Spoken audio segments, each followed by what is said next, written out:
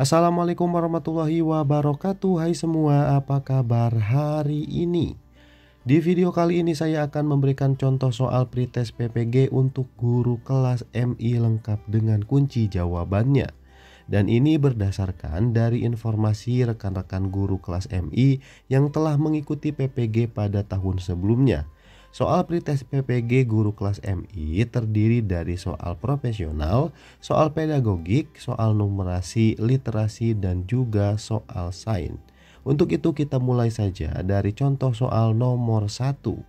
Seorang guru ingin mengetahui kemampuan siswa dalam mengatur dan mengelola perbedaan pendapat ketika dilakukan diskusi kelompok.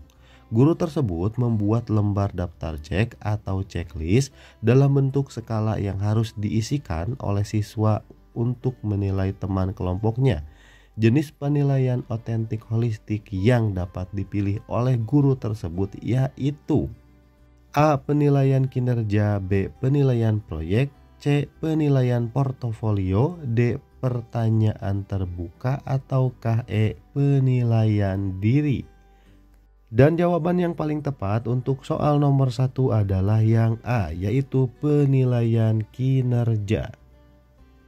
Soal nomor 2, seorang guru senior mengajar siswanya dengan metode diskusi dan menggunakan media gambar yang sudah berlangsung dari tahun ke tahun. Pada awal semester baru tahun 2019, siswa di kelas tersebut diketahui 70% memiliki preferensi belajar kinestetik sehingga mereka tidak fokus saat pembelajaran dan diskusi berlangsung.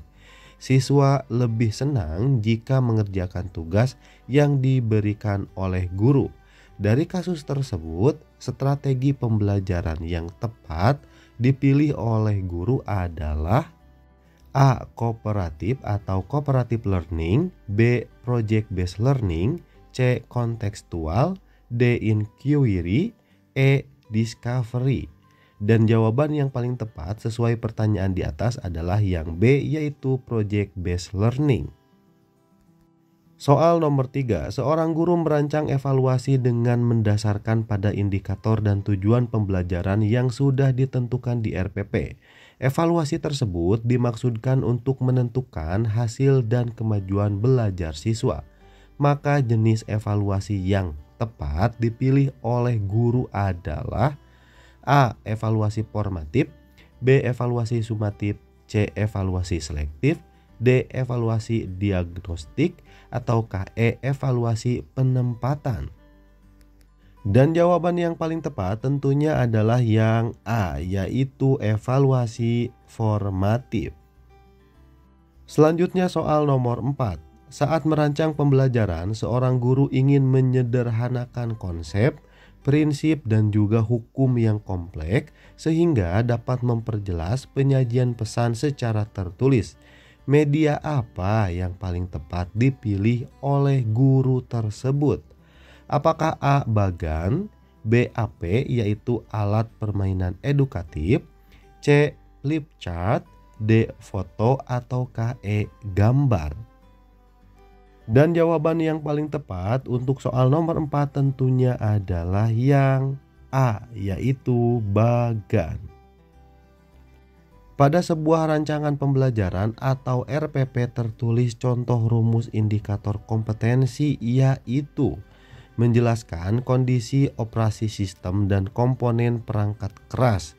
Jika seorang pendidik atau guru akan menyusun menjadi tujuan pembelajaran, maka rumusan yang tepat adalah A. Setelah melaksanakan proses pembelajaran melalui praktik, siswa dapat menjelaskan kondisi operasi sistem dan komponen perangkat keras berupa komponen input dan juga proses output. B. Setelah melaksanakan proses pembelajaran dan menggali informasi melalui diskusi, siswa dapat menjelaskan kondisi operasi sistem dan juga komponen perangkat keras secara benar. C. Siswa dapat menjelaskan kondisi operasi sistem dan juga komponen perangkat keras berupa komponen input, proses, dan output secara benar. D. Menjelaskan kondisi operasi sistem dan komponen perangkat keras, komponen input, dan juga proses output tanpa melihat catatan. Ataukah E. setelah melaksanakan proses pembelajaran dan menggali informasi melalui diskusi, materi kondisi operasi sistem dan komponen perangkat keras secara benar tanpa melihat catatan. Dan jawaban yang paling tepat untuk soal nomor 5 adalah yang B, yaitu setelah melaksanakan proses pembelajaran dan menggali informasi melalui diskusi, siswa dapat menjelaskan kondisi operasi sistem dan komponen perangkat keras secara benar. Lanjut soal nomor 6. Contoh peristiwa berikut yang merupakan penerapan konsep sains kaitannya dengan teknologi, lingkungan, dan masyarakat adalah A. Penggunaan waterpass pada pemasangan keramik di lantai. B. Penggunaan racun tikus untuk mengurangi serangan wabah hama tikus. C. Penggunaan pompa air sebagai sarana irigasi di pesawahan bagi petani. D. Penggunaan dongkrak hidrolik pada bengkel mobil. E. Penggunaan kompresor pada pengisian angin pada ban sepeda motor. Dan tentunya jawaban yang paling tepat adalah yang C, yaitu penggunaan pompa air sebagai sarana irigasi di pesawahan bagi petani. Karena apa?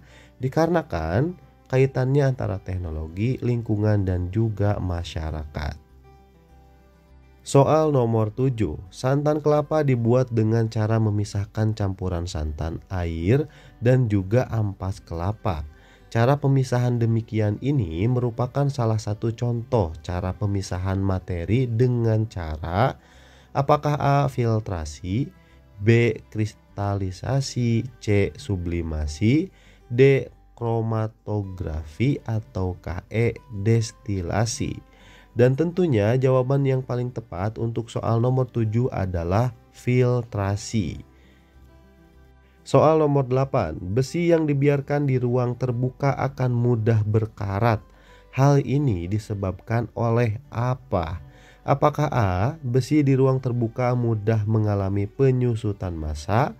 B. Udara mengandung partikel air yang dapat bereaksi dengan besi.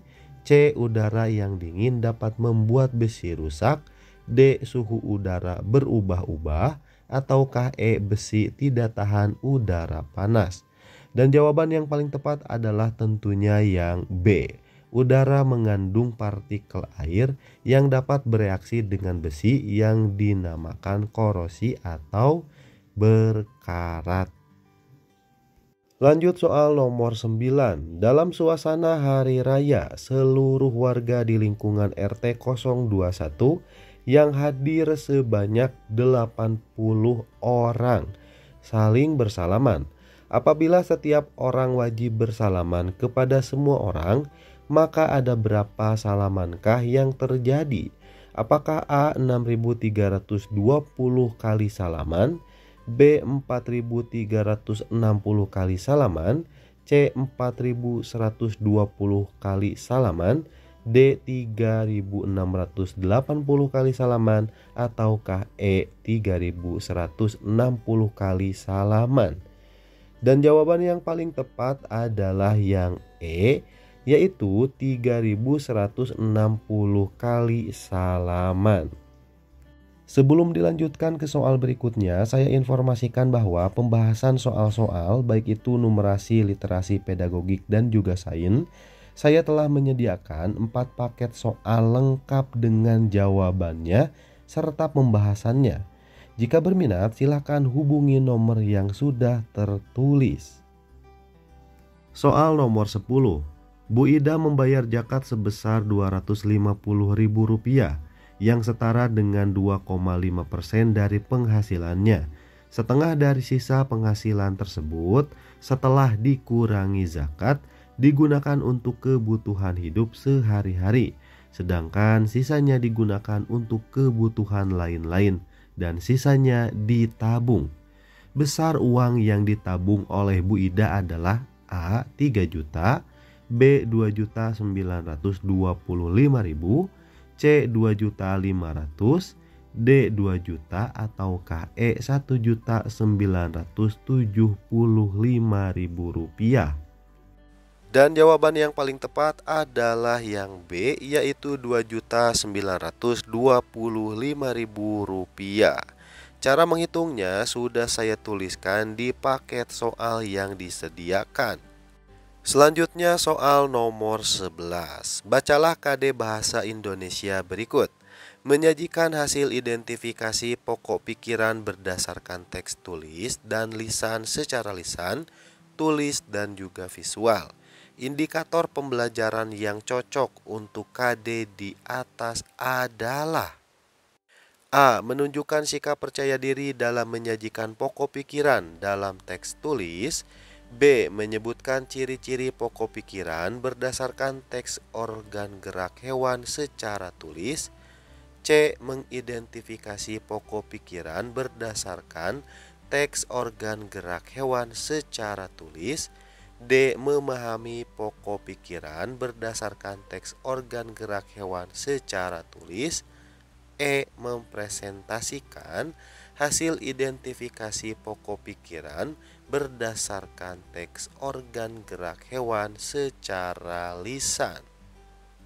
Dan jawaban yang paling tepat yaitu yang E. Mempresentasikan hasil identifikasi pokok pikiran berdasarkan teks organ gerak hewan secara lisan. Soal nomor 12. Pernyataan di bawah ini yang menunjukkan perbedaan menyimak dan membaca adalah A. Membaca membutuhkan sumber bahan tulisan, sedangkan menyimak membutuhkan sumber lisan. B. Menyimak bersifat reseptif, sedangkan membaca bersifat produktif. C. Menyimak adalah kegiatan yang disengaja, membaca adalah kegiatan yang tidak disengaja. D. Menyimak bertujuan untuk memahami secara mendalam, sedangkan membaca hanya sekedar memahami. E. Membaca dilakukan dengan bersuara, sedangkan menyimak tidak bersuara. Dan jawaban yang paling tepat adalah yang A. Membaca membutuhkan sumber bahan tulis, sedangkan menyimak membutuhkan sumber lisan. Kita lanjut ke soal berikutnya. Soal nomor 13. Ani, peserta didik kelas 3 SD, sudah bisa berbicara dengan lancar dengan jumlah kata bisa sampai 12 kata dalam satu kalimat. Ani juga sudah dapat memahami penjelasan guru kelas sehingga mampu mengikuti pelajaran dengan baik. Hal ini menunjukkan bahwa Ani berada pada fase apa?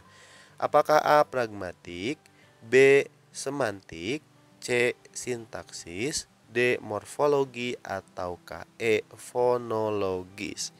Dan jawaban yang paling tepat adalah yang B, yaitu semantik. Soal nomor 14. Seorang penyair memilih kata-kata tertentu sesuai dengan maksud dan perasaan yang ingin disampaikannya ketika menulis puisi. Fungsi bahasa yang digunakan oleh penyair tersebut adalah apa? Apakah A. Fungsi ekspresi, B. Fungsi adaptasi, C. Fungsi informasi, D. Fungsi integras, ataukah E. Fungsi kontrol sosial? Dan jawaban yang paling tepat adalah tentu saja yang A, yaitu fungsi ekspresi. Saya ingatkan kembali kepada rekan-rekan yang membutuhkan paket soal numerasi, literasi, pedagogik, sains, dan juga soal profesional. Saya telah menyediakan paket soal tersebut. Silakan hubungi nomor yang tertulis. Semoga diberikan kemudahan, kelancaran, dan juga diluluskan. Terima kasih, sampai jumpa.